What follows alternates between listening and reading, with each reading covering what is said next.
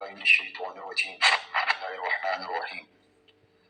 हमारा आज का जो मौजू है वो ये कायनात कैसे मार्दे वजूद में आई। ये कायनात बहुत ज़्यादा वसी है और अपने अंदर बहुत ज़्यादा राज को छुपाए हुए है, जिन तकाई तक इंसानों को रसाई नहीं हुई। हमारा आज का जो टॉपिक है कि कायनात कैसे वजूद में आई, तो सबसे पहले ये कायनात के जो इल्म है इसके पढ़ने को कॉस्मोलॉजी कहा जाता है कि हम कॉस्मोलॉजी के अंदर पढ़ते हैं कि ये कायनात कैसे मार्दे वजूद में आई। इसके बारे में मुख्तलिफ थ्योरीज हैं, जिनमें से दो थ्योरी जो है बहुत ज़्यादा मशहूर हुई। एक थ्योरी जो है वो है स्टेडी स्टेट थ्योरी। इस थ्योरी में कहा गया है कि ये कायनात जो है ये पहले से थी, मतलब ये वजूद में नहीं आई, ये हमेशा से थी और हमेशा रहेगी। ये थ्योरी कदीम यूनानियों ने दी थी, जिसको बाद में साइंटिफिक शक्ल दी गई। ये थ्योरी 19वीं सदी तक रही, जब तक एक अमेरिकन साइंटिस्ट जिसका नाम था एडविन हबल, उसने ये इंकशाफ नहीं किया कि ये कायनात जो है मुसलसल फैल रही है। जब ये थ्योरी सामने आई तो इसके आने के बाद स्टेडी स्टेट थ्योरी जो थी वो रिजेक्ट नहीं हुई। ये थ्योरी 1965 में रिजेक्ट हुई। उसमें मैं बताता हूँ कि 1965 में क्यों रिजेक्ट हुई। स्टेडी स्टेट थ्योरी को रिप्लेस किया बिग बैंग थ्योरी ने, जिस पे आज तकरीबन दुनिया के सारे साइंटिस्ट मुतफिक हैं कि ये दुनिया जो है, ये कायनात जो है, ये सारी एक बड़े धमाके की वजह से है। बिग बैंग का मतलब ये है कि एक बहुत अजीम धमाका हुआ जिसकी वजह से ये कायनात मार्दे वजूद में आई।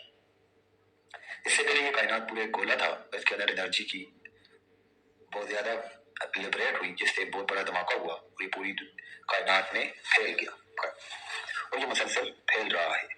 इस थ्योरी के मुताबिक ये कायनात तकरीबन 14 अरब साल पहले जो थी मार्दे वजूद में आई और ये दिन ब दिन एक्सपेंड हो रही है, मतलब फैल रही है।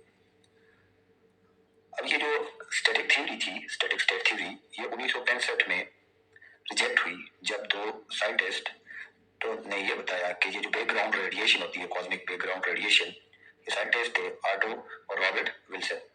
इन्होंने बताया कि ये जो बैकग्राउंड कॉस्मिक बैकग्राउंड रेडिएशन जो है ये पूरी दुनिया में आती है। तो इस नजरिए के आने के बाद ये जो थ्योरी थी दूसरी रिजेक्ट हो गई और बिग बैंग थ्योरी ने इसको रिप्लेस किया। 1905 में आइंस्टाइन ने भी इसके बारे में बात की थी, जो कि उसकी स्पेशल थ्योरी ऑफ रिलेटिविटी में उसने कहा था। जब ये कायनात मार्दे वजूद में आ गई तो उसके बाद सबसे पहले इसमें इलेक्ट्रॉन जो सब एटॉमिक पार्टिकल्स है, electron, positron, neutrino, anti neutrino और रेडिएशन वहां से रिलीज हुई।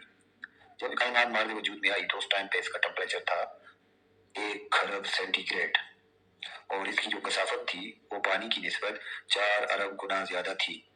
1 सेकंड के बाद जमीन का टेम्परेचर 1 खरब से 10 अरब सेंटीग्रेड पे आ गया और जो इसकी कसाफत थी वो 4 लाख गुना तक कम, 4 लाख गुना पानी की निस्बत रहेगी। अब इससे मादा जो था वो फैला और जो हैवी पार्टिकल्स हैं, न्यूट्रॉन और प्रोटॉन, वहां पे प्रोड्यूस। 14 सेकंड बाद इसका टेम्परेचर 3 अरब सेंटीग्रेड तक गिर गया और जो अपोजिट पार्टिकल्स हैं, न्यूट्रॉन और पॉजिट्रॉन, इनके आपस में मिलने से बहुत ज्यादा एनर्जी जो है वो लिबरेट हुई और इसके साथ ही हीलियम न्यूक्लियस या अल्फा पार्टिकल जो है वो जनरेट हुए। 3 मिनट बाद इसका टेम्परेचर 90 करोड़ सेंटीग्रेड तक नीचे गिर गया, जिसकी वजह से हाइड्रोजन का आइसोटोप ड्यूट्रियम, जिसमें प्रोटॉन और एक न्यूट्रॉन था, उसका न्यूक्लियस जो है वो डेवलप हुआ। 30 मिनट बाद इसका टेम्परेचर 30 करोड़ सेंटीग्रेड तक नीचे गिर गया और जो हेवी पार्टिकल और लाइट पार्टिकल थे, इलेक्ट्रॉन और प्रोटॉन, इनके एंटी पार्टिकल पॉजिट्रॉन और एंटी प्रोटॉन के साथ मिलकर फना हो चुके थे और जो बचे कुछ थे उन्होंने हीलियम का न्यूक्लियस, अल्फा पार्टिकल्स और ड्यूट्रियम बना लिया था। तो तकरीबन 1 लाख साल बाद ये जो आइंस बने थे, हीलियम का न्यूक्लियस और अल्फा पार्टिकल जो थे, ये इन्होंने इलेक्ट्रॉन को कैप्चर किया और एटम को तश्कील दिया। ज्यादातर जो मादा था वो हीलियम और हाइड्रोजन की शक्ल में, एटम की शक्ल में सामने आया और इसी सूरत में ये फिर कहकशाएं और ये बाकी जो स्टार्स और प्लैनेट्स हैं हमारे वजूद में आए और ये कायनात जो है इस शक्ल में आई। अब उस टाइम से आज तक ये कायनात एक्सपेंड हो रही है। अगली वीडियो में आपको बताऊंगा कि इसका अल्टीमेट क्या होगा, मतलब ये कायनात कब फना होगी और इसके बारे में साइंटिस्ट क्या कहते हैं।